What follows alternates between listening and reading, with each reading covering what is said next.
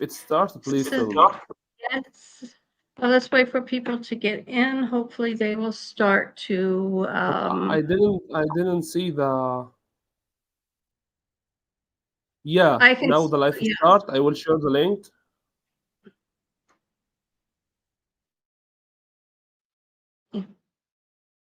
Okay, share the link.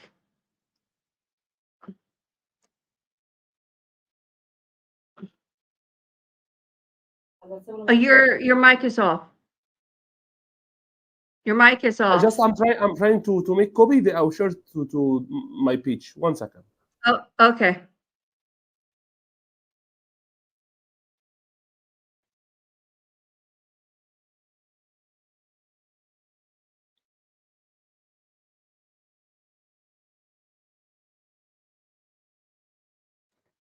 Okay, we're waiting for people to come in. We have only a few. Please say hello or something so we know that you're there.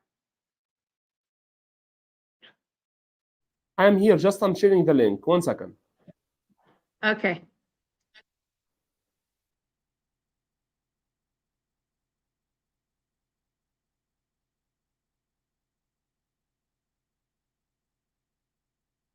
One second. Just sharing the link.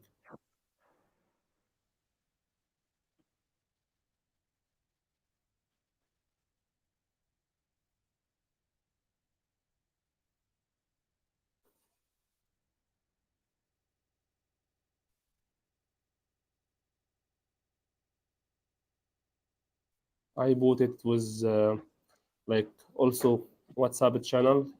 Just 1 second. Okay.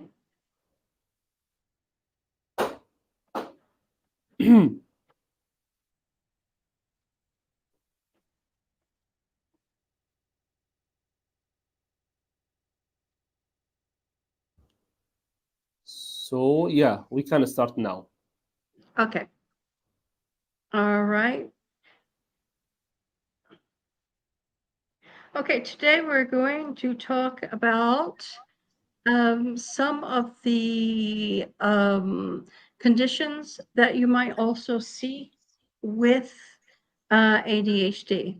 Sometimes the ADHD isn't a standalone diagnosis, but it can coexist with other conditions. اوكي. ال ADHD احيانا بيصنف كاضطراب لوحده وساعات بيجي مصاحب ليه بعض الاضطرابات الاخرى اللي هنوضحها دلوقتي باذن الله. Yes. Okay, so some of the conditions you might see that ADHD may go hand in hand with is one is dyslexia. So have you worked with kids that have dyslexia and ADHD before? Yes. بتقول هل انت اشتغلت قبل كده مع اشخاص عندهم ديسلكسيا و ADHD في نفس الوقت؟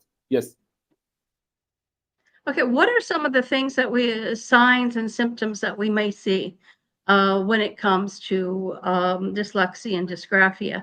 One of the things that I always look for is a child that they are so far behind their peers. You might have kids that you know, the rest of the class is reading, for example, and they're not reading yet. A lot of kids with dyslexia, they are very disorganized, like they put their shoes on the wrong feet. They have a tendency to put their clothes on inside out, and these types of issues.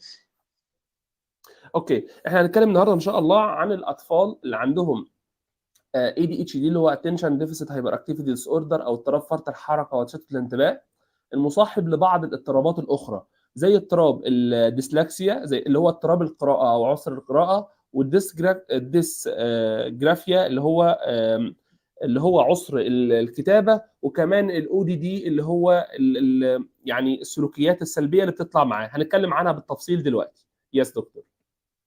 Okay. If the audience has any questions, can you see the questions coming through? Yeah, I can see the question. Okay. So Amy Suleiman said something, but it's in Arabic, so I can't read it. She said, Assalamu alaikum wa rahmatullahi wa barakatuh. Oh, is that what she said? Okay. Yeah, any question I want to answer. Yeah. Okay. So when we talk about also kids with ADHD, so as we said in the last lecture, that there's different subtypes. But one thing I wanted to mention that we didn't mention in the lecture, and I just thought about it today, Mm. was ADHD paralysis, which I put a post up about it this morning on Facebook. So what do we mean by ADHD paralysis? Have you heard of ADHD No, paralysis? no. Okay. You haven't heard of ADHD paralysis. Okay.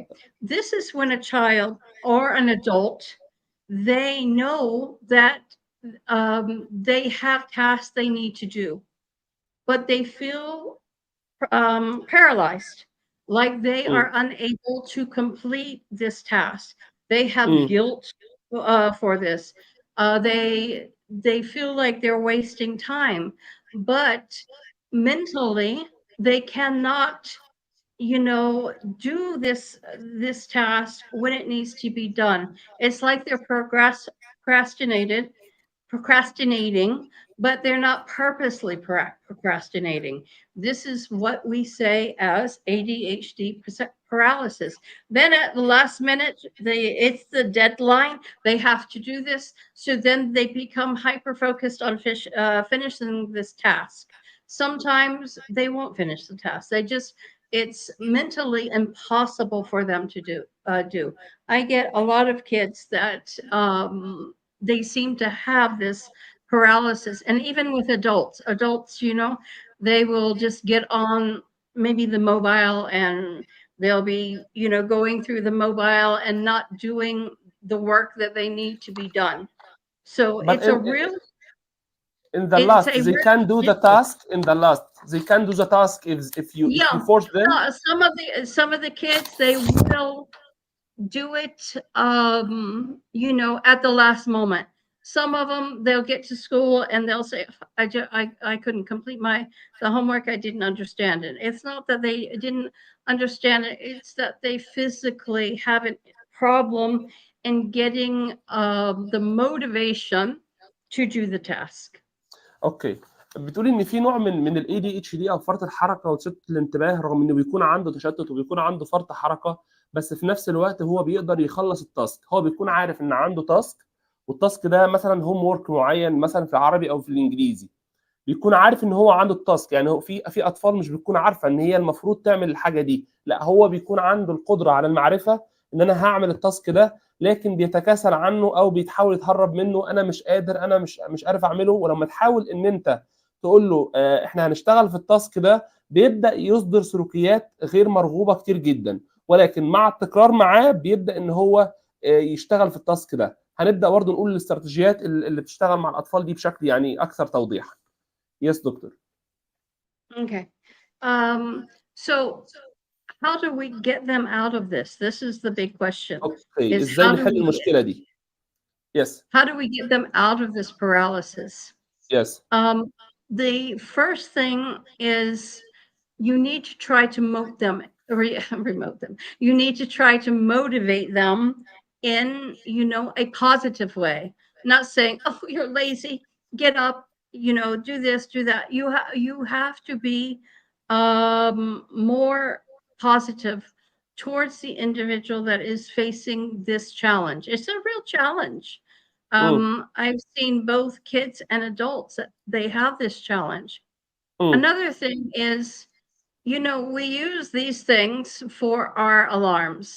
We know kids with ADHD or adults with ADHD, they need to get an alarm, like a standard old-fashioned alarm. And they should try to get out of the habit of putting it on snooze. This is our laziness, is we go over, we hit the snooze button. This is one of the major things that you keep hitting the snooze button and hitting the snooze button, hitting the snooze button, especially on the telephone. The telephone, you can hit it 20 times. But with the old alarms, I think you can only hit it once or twice. but you need to, this is one technique, is try to get them out of the habit of hitting the snooze button, trying to get them just motivated to get up in the morning. This is, مم. something that, they should try to motivate themselves, have their parents motivate them, teachers, whatever. The next thing is, okay, go ahead.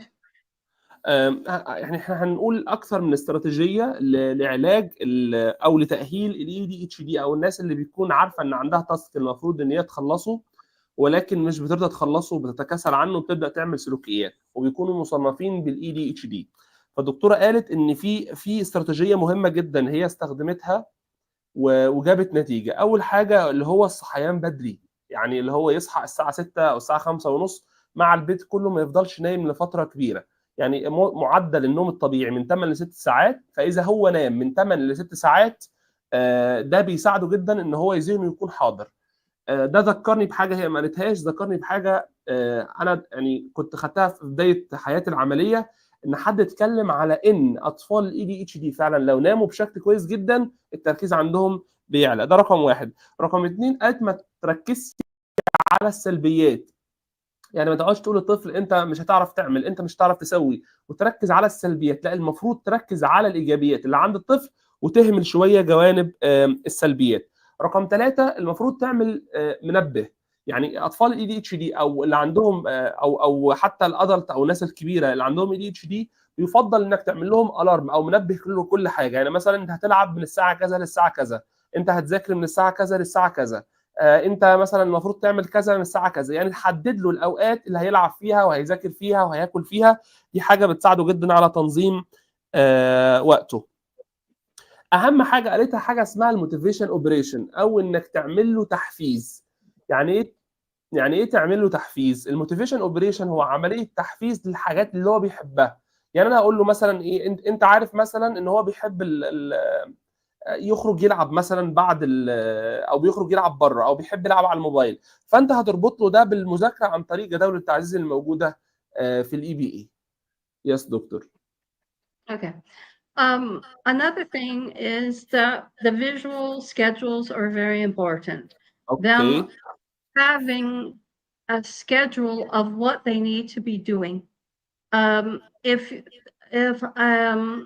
a child or an adult that has ADHD isn't scheduling themselves, or or their parents isn't doing the scheduling for them, it's really overwhelming for the child.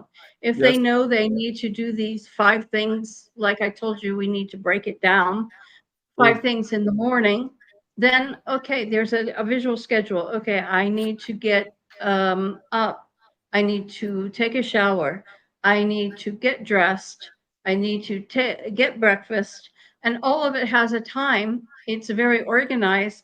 Then it's easier for the child not to go into this ADHD paralysis, or an adult for that matter. جود. بتقول ان في برضه استراتيجيه مهمه، انا هلخص الاستراتيجيه دي في الاخر برضه بعد ما نخلصها، هلخصها دلوقتي. قالت ان تاني استراتيجيه مهمه حاجه اسمها فيجوال سكادجول او جدول بصري.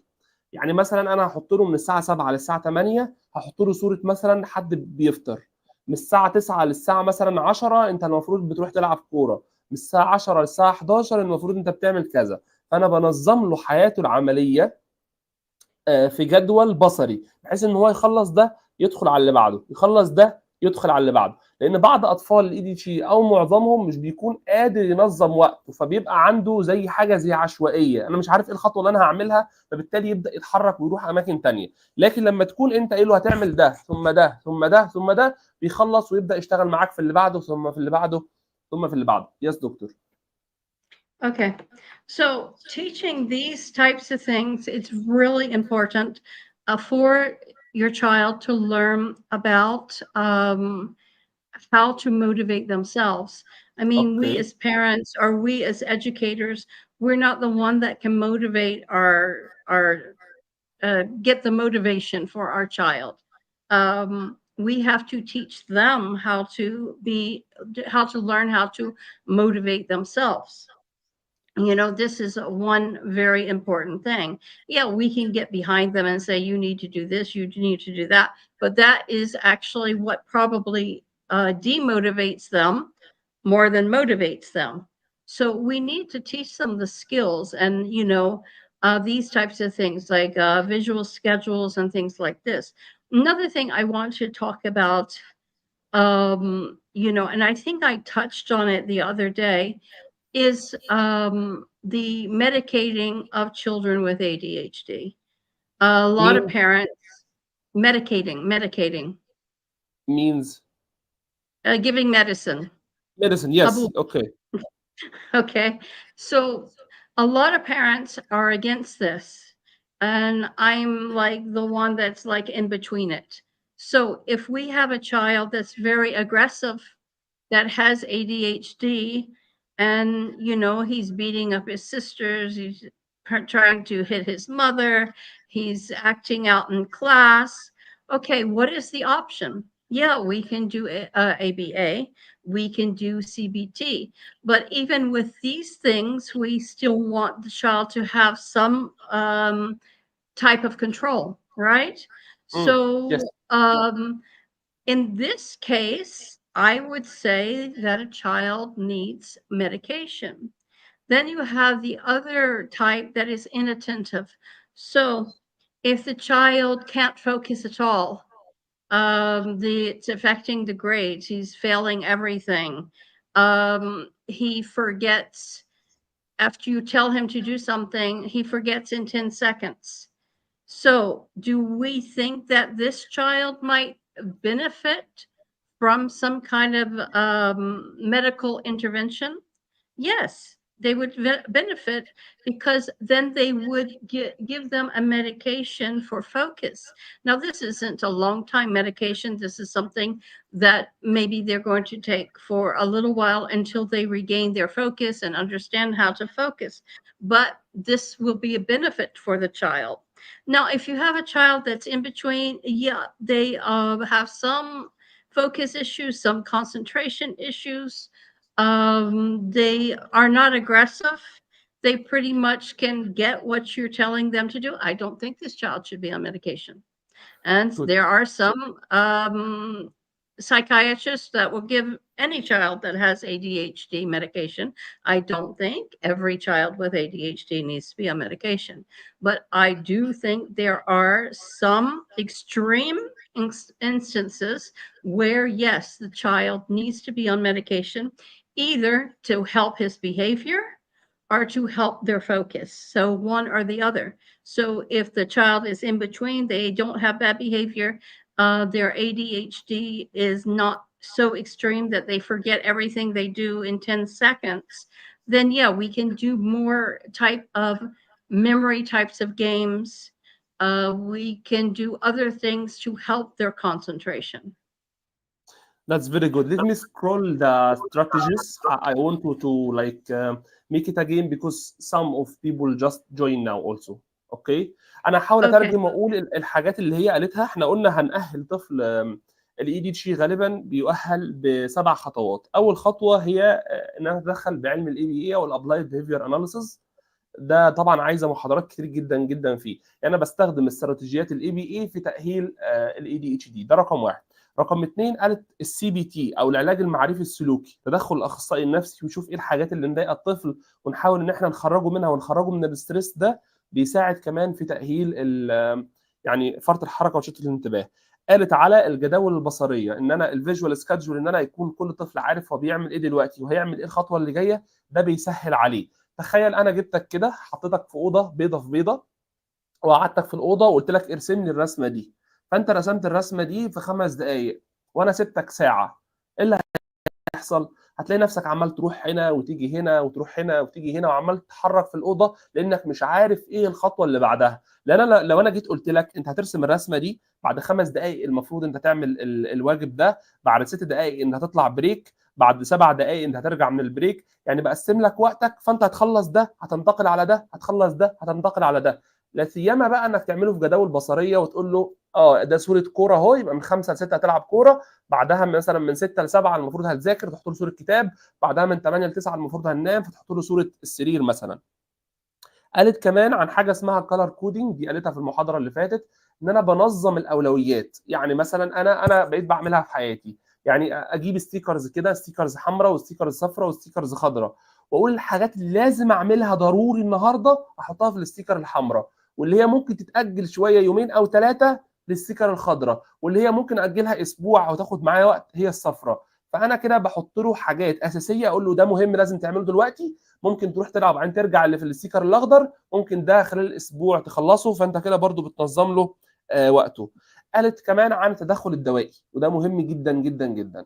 قالت ان بعض الحالات خصوصا اللي هي عندها اجريسيف بيهيفير او بتضرب يعني الاولياء الامور او بتضرب الاخصائيين، لازم الطبيب مش احنا طبعا اللي نوصف لهم تدخل دوائي، ولكن انا بختلف في الجزئيه دي في حاجه معينه، انا افضل التدخل التاهيلي قبل التدخل الدوائي.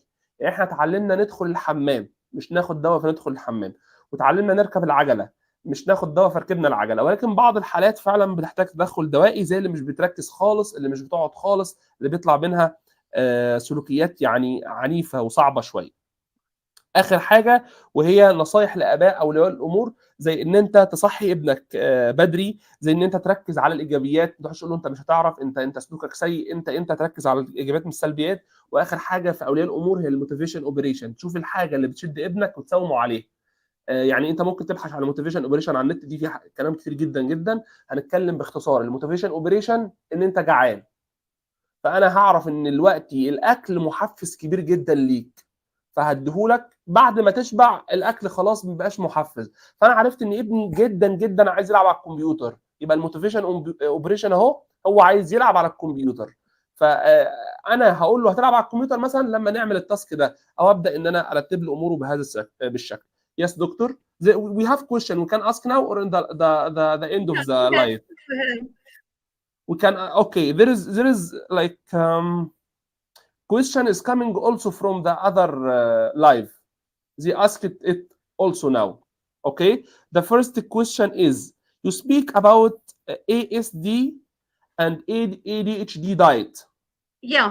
Some Okay. people need to know more information about it. أنا سألتها سؤال عن ال ASD وال ADHD، هل في أكل معين أو دايت معين ينفع معاهم؟ هي هتجاوب دلوقتي. Yes, doctor.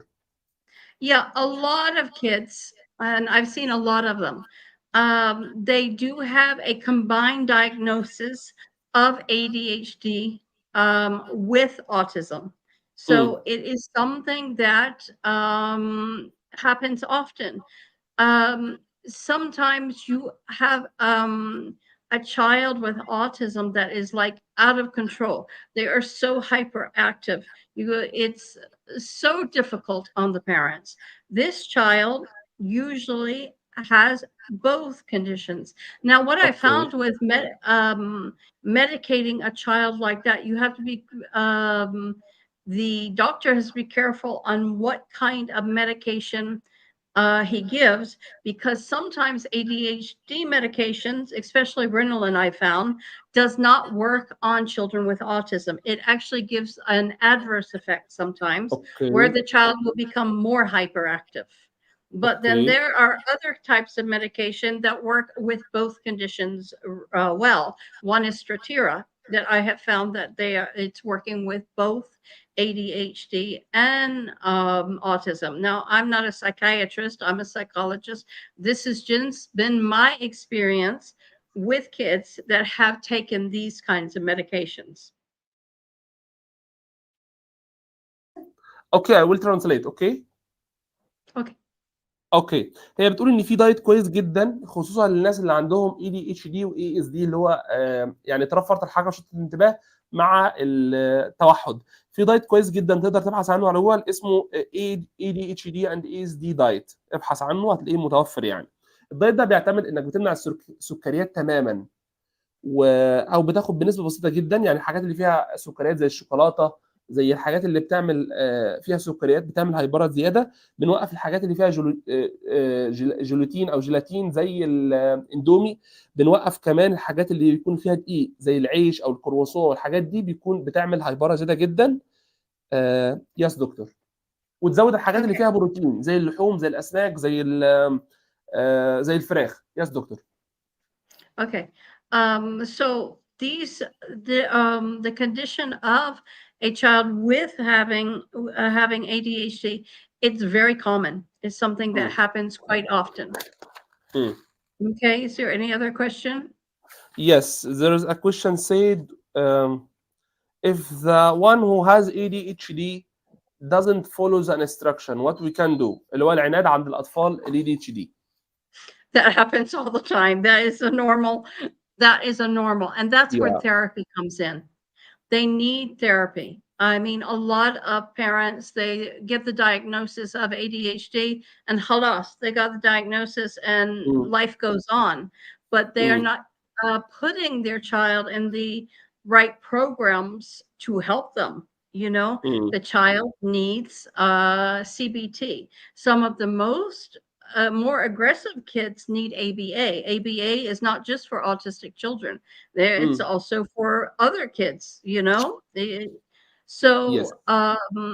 They need these types of programs to help them, especially the kids that aren't listening, especially the kids that aren't following instructions. These are the kids that actually need these types of therapies to help them to build confidence, for one, to get them out of the ADHD paralysis that they might be in. And, you know, and even occupational therapy can help with kids that have ADHD, you know. So there are a lot of different things that can help children with ADHD, but the parents need to be proactive, not just get the diagnosis, then you never see them again, or the parents never go to any place to get any help for their child. Their child needs help, you know, and this is a lot of the issues that we see is the child will come and get a diagnosis, but the parents won't go on to get them help. يس. بتقول ان هو الاشخاص اللي تم تصنيفهم بالاي دي اتش دي او فرط الحركه وشتت الانتباه، اوقات جدا اول ما الاباء يعرفوا ده كأن الحياه وقفت عندهم، مش بيبداوا تاهيل. فان احنا نشتغل او نجاوب على السؤال العناد عند اطفال فرط الحركه ده نشتغل معاه ازاي، ده يعني محتاج شغل كتير جدا مع اخصائي. وزي ما احنا في تكنيكس زي السي بي تي وزي الاي بي اي وزي الاوكيبيشنال ثيرابي او العلاج الوظيفي بيساعدوا جدا الطفل ده ان هو يتاقلم، ولكن لازم جلسات. فاحنا دورنا ان احنا نوعي ولي الامر ان هو يشوف اقرب مركز شغال كويس ويبدا ان هو ياخد ابنه ويروح عنده يعني. اوكي دكتور, there is a question also say is omega 3 is more benefit to ADHD or يعني is making them more focused؟ هل الاوميجا 3 بتزود التركيز عند ال ADHD او ال ASD؟ What did they ask? The medication? Omega 3. Omega 3. Yeah. Yes. Omega 3, most doctors recommend omega 3. Even those doctors that are doing more of a supplement treatment instead of a drug treatment. So omega 3 helps some kind of brain function. I'm not a medical doctor, but I can tell you that it helps the brain function and it helps with some kind of what do you call it? Concentration and focus. اوكي. بتقول ان الاوميجا 3 في دكاتره جدا جدا بتوصفها، يعني دكاتره كتير بتوصفها، وهي فعلا شافتها في معظم الحالات اللي اتعاملت معاها ان هي عملت فرق كبير جدا، بس الافضل انك ما تاخدهاش من غير الدكاتره. There is a question also is coming from the last live. It's called there is a chair with sit plate. Is this effective or benefit for ADHD؟ هل الكرسي اللي بيكون فيه حزام بيتربط فيه الطفل one that مفيد goes ولا لا؟ around so the child doesn't get up? Yes. I've seen these chairs. These are usually for kids that are, you know, the level 3 type of autism children, that they are very aggressive and you want to teach them sitting tolerance. This is usually to teach sitting tolerance for a child. For us, once the child learns the sitting tolerance, we're not really going to use those chairs anymore because they know how to follow the instruction to sit. And usually we use them for children that are very, very hyperactive and they can sit for about 2 seconds and that's it. And the teacher is wasting their time most of the time chasing the child around the classroom مم. instead of being able to help the kids. So this, if the child doesn't have any sitting tolerance, yes, it's beneficial for using to teach sitting tolerance. It's not a long time solution to just lock your child in that chair to keep them from, doing things. This chair اوكي. is specifically for doing activities in and teaching the child sitting tolerance. Once they have learned the sitting tolerance, in my opinion, they shouldn't be using that chair anymore because they already have learned sitting tolerance. They already know how the command of please go sit in your chair.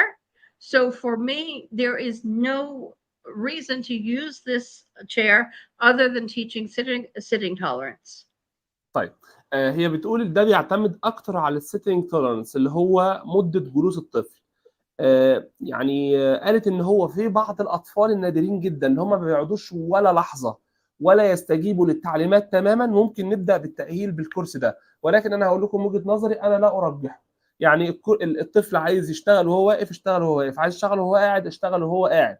لان انا وهي برضو قالت نفس الحته دي الجزئيه دي بالظبط، ان الاطفال اللي هم ما كانوش محتاجين للكرسي وتم اجبارهم على الجلوس على الكرسي والربط بالحزام بقوا اجريسيف اكتر. لان تخيل انت بتتبع التعليمات في بعض الاحيان، لما اقول لك اقعد بتقعد وتيجي حد يربطك في الكرسي، فبيظهر السلوكيات العنيفه والعدوانيه اكتر عشان يقاوم الضغط اللي عليه. يعني هو ما كانش مربوط ولا حاجه فكان بيقاوم، ما بالك هو بقى يعني مربوط حاليا فبيقاوم مقاومتين، مقاومه الكرسي وكمان المقاومه اللي هو كان عايز يقاومها. فالافضل انك تشتغل معاه من مش بالكرسي ده خالص، ده في وجهه نظري تشتغل معاه بالطريقه اللي هو في البدايه، الطريقه يعني على الوضعيه اللي هو عايزها، عايز وهو واقف عايز وهو قاعد، تشتغل بنفس الاسلوب. Yes doctor, there is other question اللي هو بتاعت هل ده اسلوب حياه ولا لا؟ هل ده اسلوب حياه لفرط الحركه والشتات الانتباه ولا لا؟ There is a question I said. didn't understand that at all. Yeah, I will translate to you. As you said, doctor, before you diagnosed it before by ADHD. So, is this instruction is style life, or we can make it like for specific time it's done? Like for diet, it will be the whole life, style life, and this instruction or strategies to implement with ADHD, it will be the style life. Well, what you find is when you go backwards and you start eating, actually, rice is part of the ADHD diet, just to tell everybody. Basmati rice. I'm not sure about that big fat Egyptian rice. Yeah, okay, it's here also. Yeah, Basmati, but the yes.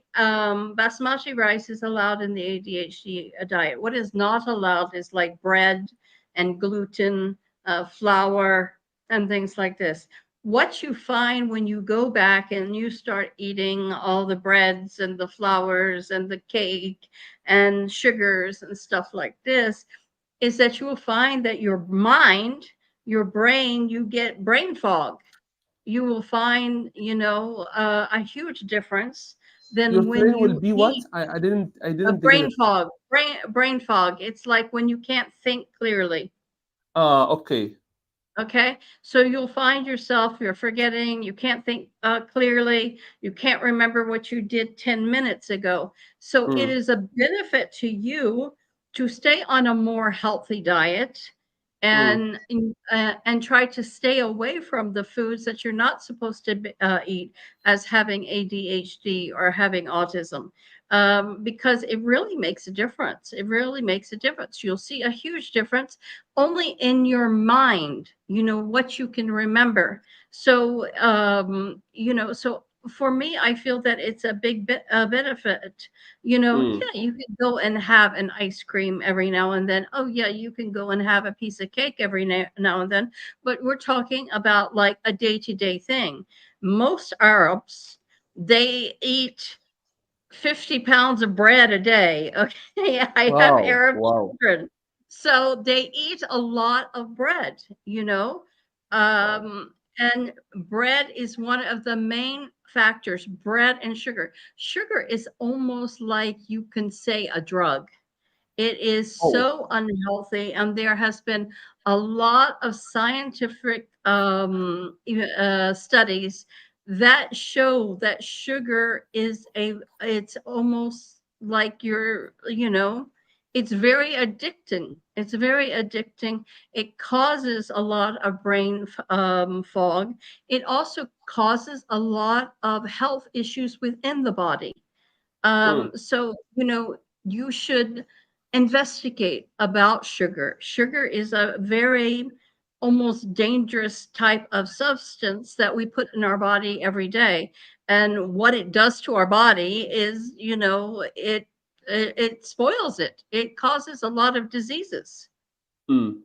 طيب هي بتقول، او انا هبدا باخر حاجه هي قالت ان السكر ده زي المخدرات بالظبط، يعني بيعمل تاثير في جسمك زي تاثير المخدرات، حتى لما تيجي تبطله بتحس بصداع ودوخه كانك بتبطل مخدرات بالظبط. هو تاثيره سيء جدا جدا على الجسم، وانا قرات حتى على العاديين تاثيره غير عادي يعني على الاشخاص الطبيعيين يعني.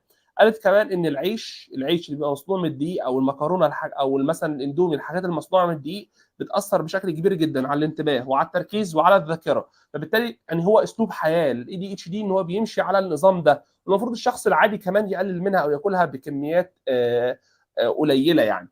فقلت لك اذا كنت ماشي على النظام ده الاي دي اتش دي وفجاه وقفت ورجعت للنظام القديم اللي هو ياكل عيش وياكل سكر وياكل حاجات، دي بيكون ليها تاثير سلبي جدا على الذاكره وعلى الادراك وعلى الانتباه. فيفضل ان هي تكون اسلوب حياه او لايف ستايل. على فكره حتى في الطبيعيين قال لك ان المفروض الدايت يكون اسلوب حياه للكل يعني. اوكي دكتور، what is next question يعني if I am parent what should I do if I know or my son is diagnosed by ADHD؟ ازاي اعمل ايه كولي امر لما اعرف ان ابني اصاب بال ADHD؟ Yes. Okay, first you need to see his symptoms. What issues is he having? Is he having issues in school? Is he having issues with concentration? Is he hyperactive? So these issues you need to look at first. Then you should take him to a specialist that deals with ADHD, that can assist you, that can help you, that can give him, say, the cognitive behavior therapy or the occupational therapy. And they will give you tips on what you need to do at home for your child. You shouldn't just get the diagnosis and then you don't do anything. So this is what, we face a lot of times as parents get a diagnosis, and a lot of times they only put them on medication, think it's going to be a miracle cure, which it's not. You need, if the child is on medication, for sure, he needs some kind of occupational therapy, behavior therapy, ABA. He needs something. So the first step is, to recognize what the issue is. The second step would probably be to start visual schedules and award systems. The third step would most likely to contact specialists to see what kind of support that the therapist can give the child. And then you work with the therapist to make a plan for this child. اوكي والله هي لخصت فعلا الموضوع اللي انا دايما اقوله للناس يعني. اولا هي مش نهايه العالم ان ابنك يشخص باي اضطراب، لا سيما اذا كان الاي دي اتش دي. في ناس جدا مشاهير ووصلت ان زي الدكتوره مثلا عندهم اي دي اتش دي ووصلوا لمكانه عاليه يعني. فقالت لك ان هم يتلخص 3 حاجات. اول حاجه تعرف القصور عند ابنك في ايه، سواء في المدرسه في الاكاديمي او عنده حركه او شتت انتباه. تاني حاجه لازم تعملها انك تروح لاخصائي. يعني لما تحس ان ابنك عنده مشكله في الاكاديمي وعنده مشكله في فرط الحركه وشتت الانتباه، فورا توجه للاخصائي. ثالث حاجه انك تشتغل على الحاجات اللي الاخصائي قال لك عليها في البيت. طبعا احنا قلنا الاخصائي بيعمل ايه، بيشتغل بالحاجات ال7 حاجات اللي احنا قلناها دي، محتاجه محاضرات تانية عشان ان احنا نشرحها. طيب في سؤال تاني بيقول ازاي اشخص الاي دي اتش دي وعندي كام سنه؟ I think this is the last question, then we can continue and take the question also. The question is how can I diagnose a child by ADHD? He And has to be okay. which specific years or specific age? Okay. Like 3 years So old, 4 years old, or what? Yes. Okay. So firstly, they are diagnosed through a diagnostic screening test. Most اه pediatricians are developmental pediatricians, امم educational psychologists, clinical psychologists. They do this diagnosis. Um, Usually, the diagnosis is from school age. So, امم like the test is from 6 years up and up, because they are going to school in the United States. First grade is at 6. But اوكي here in the Middle East, first grade usually starts at 5. So امم we can start the diagnosis process here earlier at 5 years old. So usually we start the diagnostic process at 5. Now, when you're talking about 3-year-old kids and 2-year-old kids, they are naturally hyperactive. That does not mean that they have ADHD. These kids are, young children are generally hyperactive. امم Usually, you see a change in their behavior. Their behavior starts to change around 5. So if it doesn't change around 5, that's when we start looking into the testing process. Okay, what kind of test we can make it with them so I can translate all at the same time? Yeah, well, there is the Vanderbilt test, and there is Vineyard. I believe the other test is called. Vineyard test. Can you spell Y- please Vineyard test? Spell it. Yeah, VINE VINE YARD. It's a YARED. YARD. It's a Y- Pearson test. And then Pearson has their own test also for ADHD. Okay. So there's around 3 or 4 of them that I know of. اوكي بتقول عشان انا اشخص طفل باي دي اتش دي، اولا هو طبقا لامريكا يعني بيقول لك انه هو شخص في سن المدرسه او بدايه سن المدرسه. في امريكا المدرسه بتبدا من 6 سنين، لكن في الشرق الاوسط بيبدا من 5 سنين. سو احنا او ممكن ان احنا نبدا تشخيص من سن 5 سنين لاطفال فرط الحركه وشتت الانتباه. دي اللي الدكتور قالته، لكن عمليا انا شايف ان احنا نقدر نشخصه في سن اقل من كده. بشخصه ازاي؟ بحاجه اسمها سكرين تيست. يعني بيبقى كده في لوحه او مجموعه اسئله بتبين اذا كان ده عنده بعض الاعراض بتاعت الاي دي اتش دي، فاتعمق واسال فيها ولا لا. رقم 2 بيكون في برضو يعني بيكون في اختبارات. لازم فرط الحركه وتشتت الانتباه يظهر في بيئتين مختلفتين، يعني يظهر في المدرسه ويظهر في البيت، وابدا اطبق اختبارات هي قالته احنا قلناه اللي هو VINE YARD تيست. ده اختبار لفرط الحركه وتشتت الانتباه. انا شخصيا اول مره اسمع عنه، فهقرا عنه يعني ان شاء الله. Yes doctor. Okay, last question, sorry, because someone asking how can I make difference between ADHD and other normal bad behavior. ازاي افرق بين ال ADHD واللي عنده سلوكيات شقاوه مثلا. Yes. Well, when you talk about ADHD, ADHD is consistent. The behavior doesn't change, like from place to place.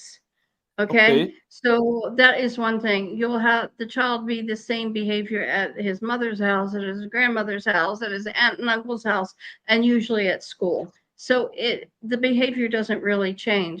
Other bad behavior is situational. So it depends on the situation that is happening.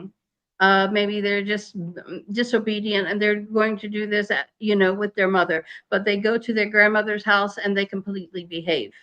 So when it's not ADHD, usually the behavior is more situational than constant. اوكي، بتقول ان عشان اقول ان طفل عنده اي دي اتش دي والفرق بينه وبين الطفل اللي عنده سوري اللي عنده شقاوه، هو يعني معيار انا قلته كتير جدا في محاضراتي، ان الطفل اللي عنده اي دي اتش دي في كل البيئات او على الاقل في بيئتين عنده اي دي اتش دي او فرط حركه وشتت انتباه، في البيت، في المدرسه، في هو بيلعب في الملعب، هتلاقي عنده الفرط الحركه وشتت انتباه. لكن اللي بيكون عنده شقاوه زايده ممكن لما يروح المدرسه يخاف من المعلم فيعملش شقاوه، فبالتالي هو مش اي دي اتش دي.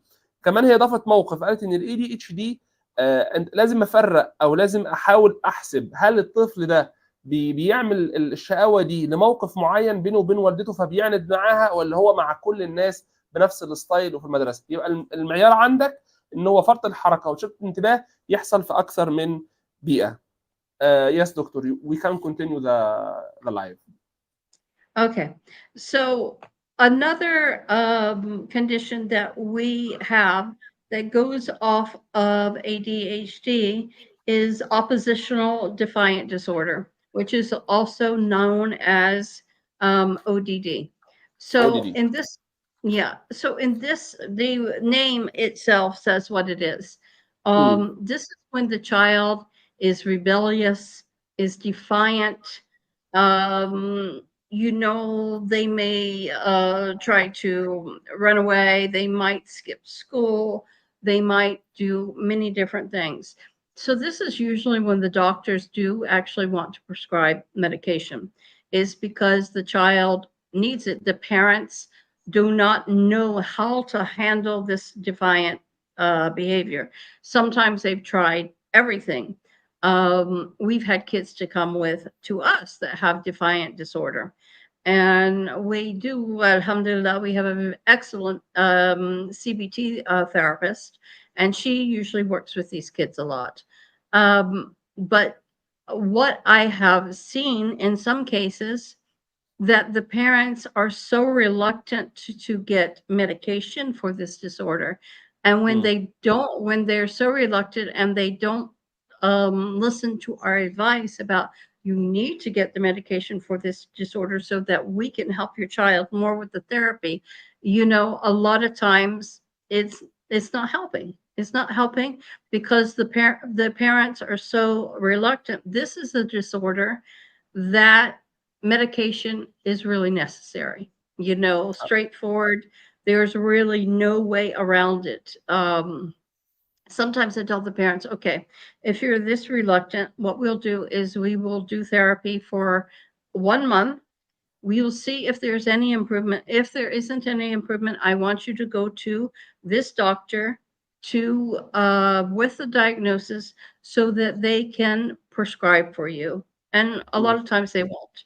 And we really can't help a child with this disorder because it tends to get violent. The child tends to be violent. They are, doing all kinds of things. They're defiant. They're defiant. That's exactly what the disorder says. So it is important that with this disorder, that the child does get medicated, and that the parents continue with therapy, because then we can help more. Once the child has been put on something that will help this part of the ADHD diagnosis, we're able to help a lot more through therapies. So we can say rehabilitation with medication. Yeah, this has to be, what we would say medication therapy. I think they call it in English. Yeah, I will translate. I will scroll also about dysgraphia and dyslexia because some of them is we can go on to that. Yeah, we can go on to that next. اوكي، هي بتتكلم عن ان في اضطرابات بتكون غالبا مصاحبه للاي دي اتش دي او فرط الحركه وشتت الانتباه، زي الاو دي دي اللي هو يعني باختصار كده بالعربي اللي هو اضطراب العدوانيه او العصبيه، دايما بيكون عنيد، دايما بيكون عصبي، دايما بيكون عنده اعتراض على كل شيء. والديسجرافيا اللي هي عسر القراءه، والديسلاكسيا اللي هي عسر الكتابه، هنتكلم عنهم دلوقتي. طب تكلمنا الاول عن الاو دي دي. اللي عنده اي دي اتش دي بالاضافه للاو دي دي او العصبيه دي بنعمل ايه؟ انا ممكن ما اكونش مع الدكتوره في الراي ده، ولكن بتقول معظم الحالات اللي اتعاملت معاها عندها او دي دي بالاضافه لاي دي اتش دي كانت بتحتاج لتدخل دوائي. مش احنا اللي بندي الدواء، اللي بيدي الدواء هو الطبيب. ليس معنى ان انا معاها في الراي ده ان هو تدخل دوائي مش صح، لا، انا برضو انا مع ان في بعض الحالات لازم يكون في تدخل دوائي ليها، ولازم ولي الامر يكون موافق على ده، لان في بعض الاولياء الامور تقول لك لا انا مش عايزه ابني ياخد دواء، ومش عايز ابني ياخد دواء. ده بيضره، لان احيانا الطفل ما بيكونش بيقعد تماما، الطفل ما بيكونش بيسمع الكلام تماما، او الطفل ما بيكونش يعني مش قادر اعمل معاه فوكس في الانتباه خالص لاي شيء. احيانا بيكون محتاج تدخل دوائي، لكن اللي بيوصف التدخل الدوائي هو الطبيب وليس الاخصائي. يعني اعراض الاو دي دي مع الاي دي اتش دي دايما بيكون عنيد، دايما بيكون عصبي، تلاقيه دايما عايز يهرب من المدرسه، دايما بيكون بيجري في كل مكان، مش بيقعد خالص، وهكذا. يس دكتور. Okay. So you want to go on to dyslexia? Dyslexia, yes, first. Yeah. Okay. So we have kids that have both, you know. You can see it that they will have the symptoms of ADHD. Some of the symptoms cross over. For example, inattentiveness. Most kids with ADHD, a lot of them do have inattentiveness. So this actually crosses over. With ADHD, with dyslexia, this is a reading disability. So in English, I'm not sure about Arabic, but in English, we have a lot of different programs that will help them. One of them is the Barton. I think it's called Barton program. And I think there's another one, it's called the Wilson program. So these programs are specifically for ADHD. What Whereas the program? one is Sorry, Barton. doctor. This program for ADHD with dyslexia or for No, ADHD? this is specifically for dyslexia. What This is a what's the reading name of the program? Can you spell It's it, called please? One is called Barton, I believe, and the other one is called Wilson. Now, what these Wilson. two Wilson, WILSON. WILSOL. SON. Yes. And SON. Let me see. I have the SON. programs Sorry. here. Yes. Wilson. Yeah, let me This just is the check. program. Yes. Yeah, let me just check what the name of the programs are. Okay. I have them in my notes. See. I know I wrote them here somewhere. Oh, Yeah. Okay. So we have Orton Gillingham, okay, which is one of the most famous ones. What? I didn't get it, doctor. Can you spell it, please? Yeah, Also? it's got a really weird name. It's called Orton, ORTON. Yes. Dash. Yes. Gillingham. GILLLLIN.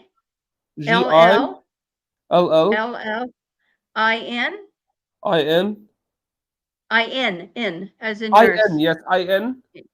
Okay. GH. AM. Then we Orton have Gillingham. then we have the Wilson reading program, and then we Okay. have the Barton reading program. Now, what these programs do, they the Gillingham for sure, if they use a multisensory approach for learning reading. And all of them, they break the task down into steps. And they have levels. So they start at the lowest level and they slowly build up as the child learns to read. They break it, some of the programs break the words down even as far as syllables. They learn the phonics rules or phonetic rules. Okay. So these are English programs. Now, you know, one of the good ones to look at, and you can get some books on this one on what's it called, Amazon, is the Orton Gillingham, because they have books that they sell on Amazon, and it's a good thing to look at because you can see how you can use it in Arabic, how you can maybe break This is it in down. English. There is any books in Arabic? They don't have books in Arabic. You would have to look at the English to see how you could kind of model it. Okay. I have to translate. Yeah. Okay. والله قالت 2 برامج، يعني انا اول مره اسمع عنهم، بس شكلهم كويسين جدا. يعني انا شخصيا هحاول ابحث عنهم. قالت ان صعوبات قالت ان سوري الديسلكسيا ده نوع من انواع صعوبات التعلم او الليرنينج ديسابيليتي. بيشتغل اللي بيكون بقى عنده يعني صعوبات تعلم في القراءه بالاضافه الى فرط الحركه وشتت الانتباه. فقالت على 2 برامج، اللي هو ويلسون والبرنامج الثاني اللي هو اورتن جيلهام ده. قالت ان دول برامج كويسه جدا للتدخل معاهم. وقالت ان موجود على امازون بوكس او حقيبه للتدخل مع في الجزئيه دي بالذات للاورتن جيلهام ده. بالاضافه قالت ان حلاوه البرنامج ده ايه؟ ان هو فيه تيست او اختبار عند كل بند، وبيقول لك الطفل واقف فين او في الليفل المعين وانت بتكمل عليه. يعني اختبار بيقول لك الطفل واقف فين وبتكمل عليه، وكمان بيساعدك انك تنجز المهمه مع الطفل. يس دكتور. Okay, one of the things is how we diagnose is, and I find it's important. Other parents, maybe they don't find it important, but I do. So I know what I'm working with and where we're going to start for this child is usually, I do a IQ test, and I do an educational test, and I do an executive functioning test, these three tests, so that I can see where is the child academic, where is the child cognitively. A lot of times when you do these tests, and for me, I think it's important to do both tests at the same time. Some of the parents will say, no, the doctor didn't say I needed both tests, only I need this test. So I can't get a proper reading when parents won't listen to what I'm telling them to do.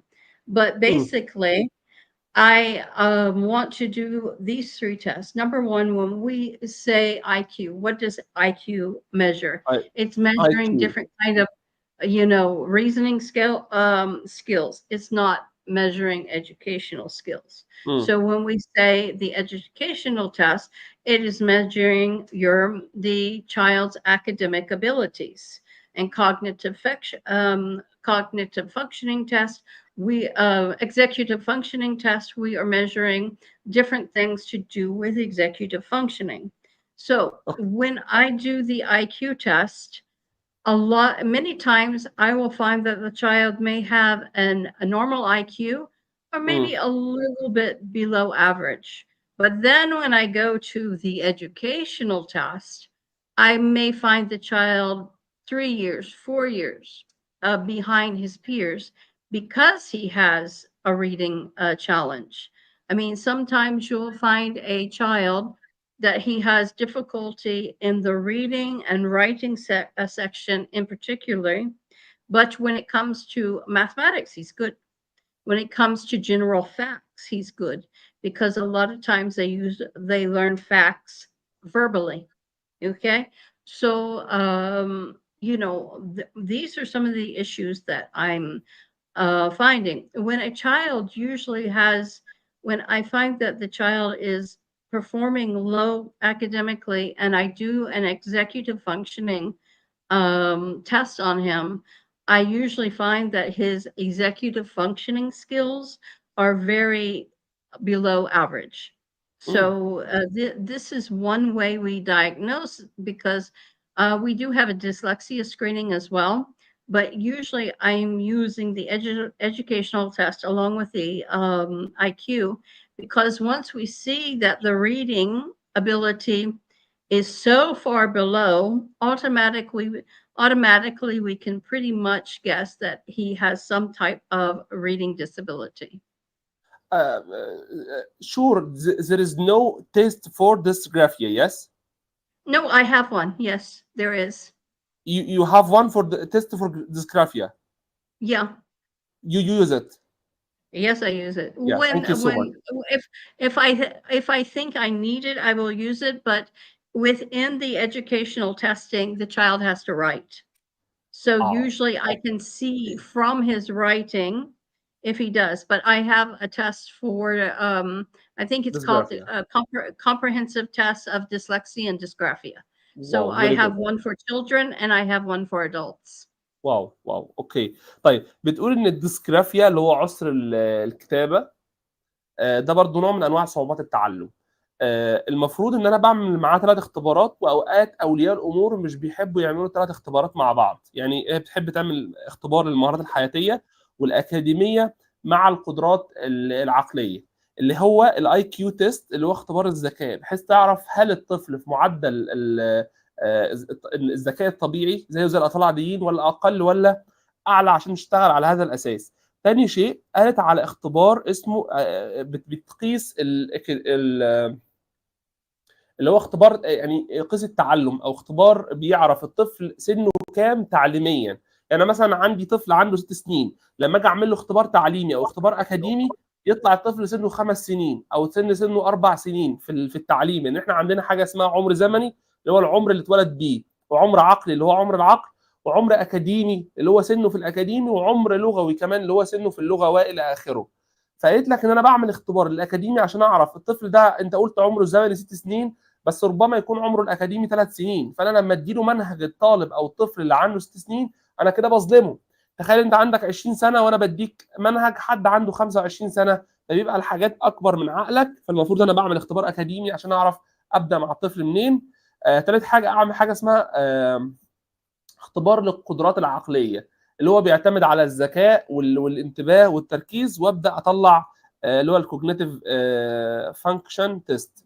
ابدا اشوف الطفل واقع فين في الانتباه او الادراك او التركيز او الذاكره، وابدا انمي القدرات دي. انا كنت مفكر ان مفيش اختبار للديسجرافيا، بس ما شاء الله الدكتوره قالت ان عندها اختبار للديسجرافيا، اختبار للبنات واختبار للبنات، كذلك الديسلكسيا. يس دكتور. Okay. So these are the ways that we find the diagnosis for these conditions. Um, the children also, they need support, special education services, اه or special education support. Not like they don't usually need a special education center or something like that. They need support. So usually these kids, they enroll in some kind of special education support. With dyslexia and dysgraphia, they sometimes with occupational therapy, because the occupational therapy can help with the handwriting issue. يا Dyslexia and dysgraphia are two separate diagnoses, but usually they go together. The او majority of the children that have dyslexia also have issues with writing.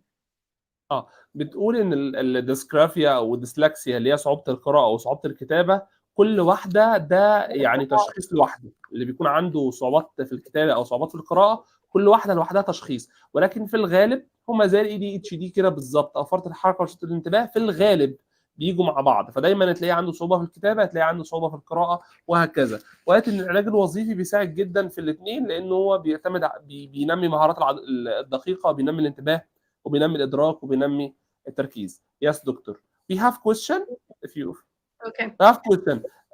There is question said there is any specific app on iPhone or Samsung can help in ADHD? Okay.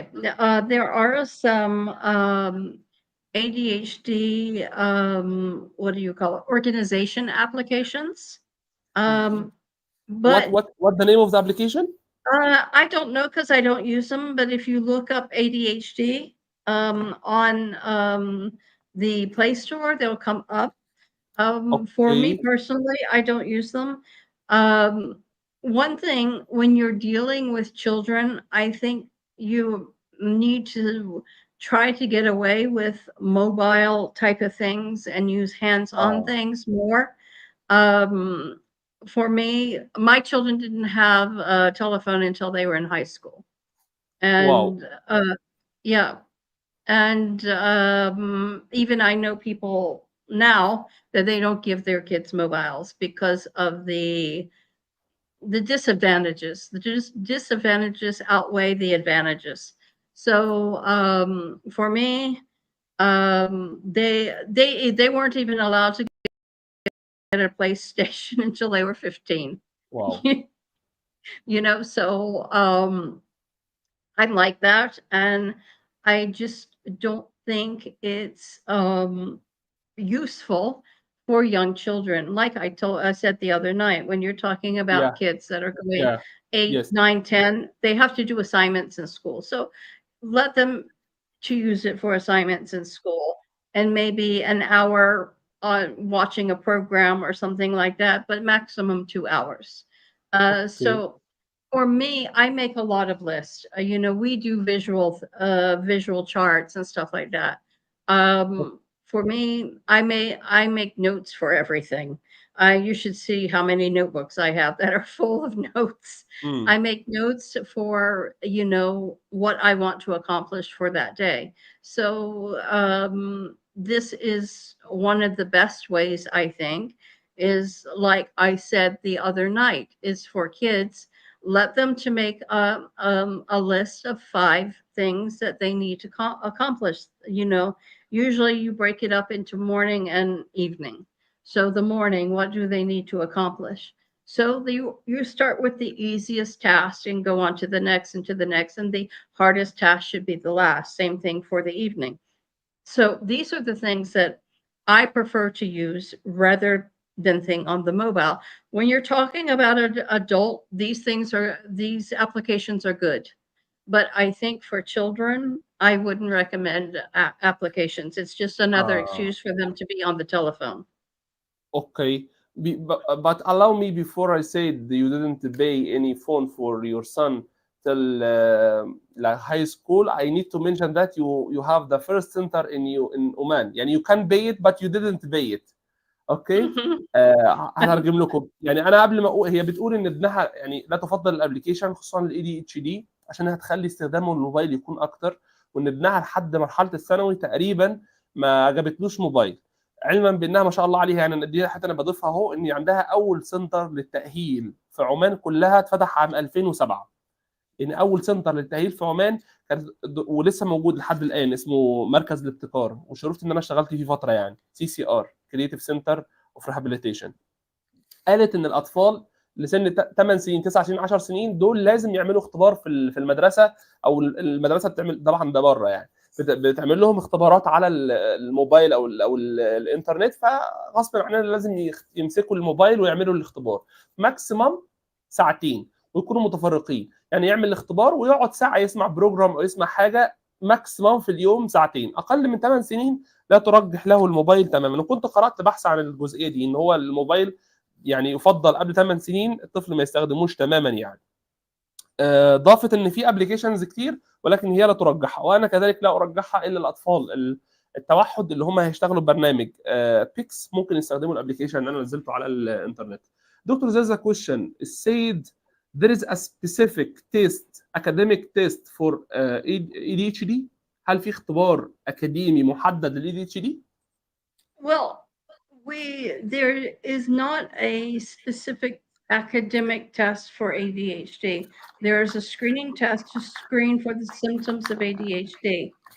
And we usually do an academic test at the same time when they are facing academic challenges.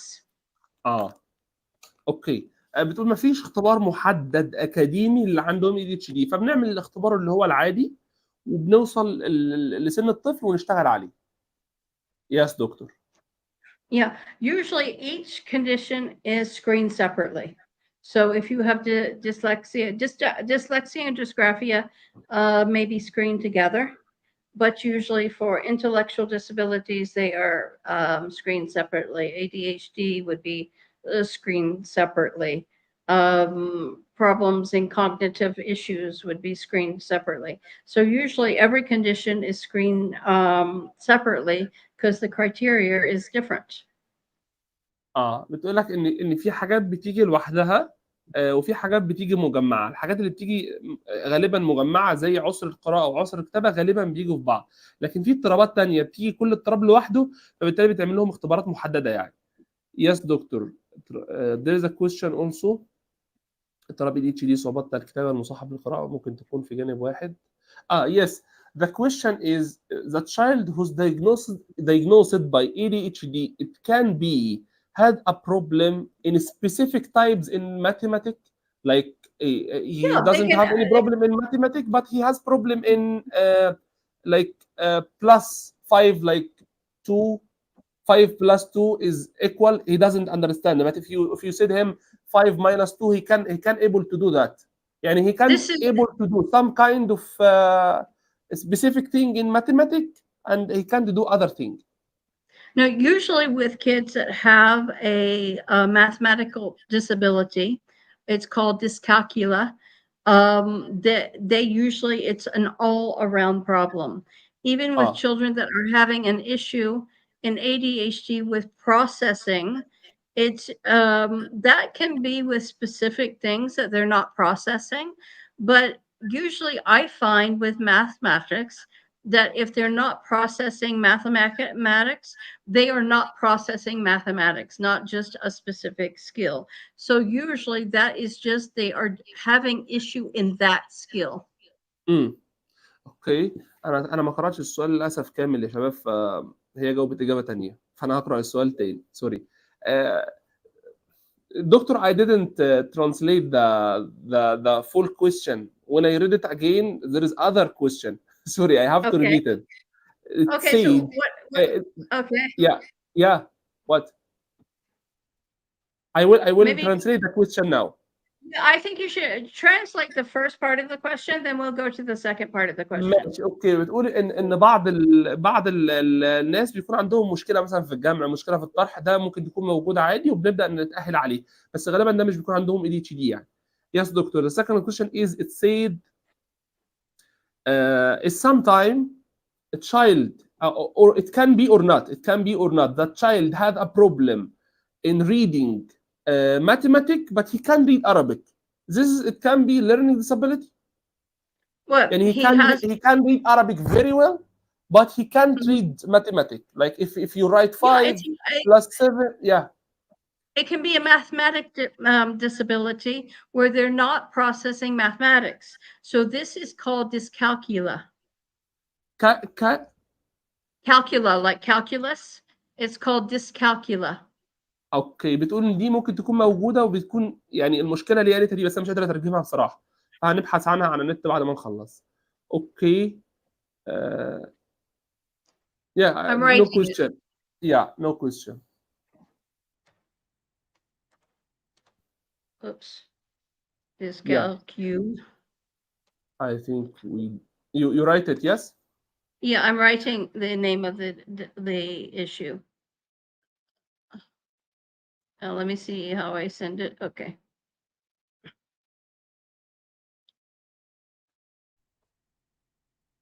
Yeah, you like it. Sorry, you write it. Yes. Okay. Thank you. Yeah. Dyscalculia. Okay. I think there is no question. There's no more question? No, I think we said around 15 questions. Oh, okay. That's good. But usually when they're if they're having focus issues and comprehension issues in mathematics, usually it's dyscalculia. Yeah. اوكي، في العاده لما يكون في مشكله في الجمع او الطرح او مشكله في الرياضيات بنسميها الاسم اللي هي كتبته ده. Yes, doctor. Okay. So are we done? Yeah, we done. Is there any? Okay. So on Tuesday we will meet a man, and he has been living with ADHD and dyslexia since his diagnosis at age 5. ما شاء الله. So he is going to talk about how this has affected his life and how it affected his school and how the teachers what treated is his him. job now? He is a business consultant. ما شاء الله. Business what? Business consultant. He's a coach. اوكي. طيب هو بيقول في محاضره ان شاء الله يوم الخميس، انا هكون مترجم فيها فقط، عن واحد عايش بالADHD وحاليا هو يعني بزنس كوتش، فهنعرف ايه هي الصعوبات اللي واجهها في حياته لحد ما وصل للمرحله ما شاء الله الكويسه دي. يس دكتور. Okay, that's it. Thanks everybody for joining.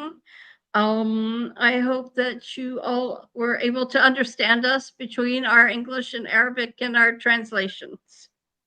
Thank you so much. بتشكركم على حضور المحاضرة وبتقول أتمنى إن أنتم تكونوا فهمتوا الترجمة، يعني إن شاء الله تكونوا فهمتوا. خلاص كده، سبحانك اللهم وبحمدك لا إله إلا أنت أستغفرك وأتوب إليك. والسلام عليكم ورحمة الله وبركاته.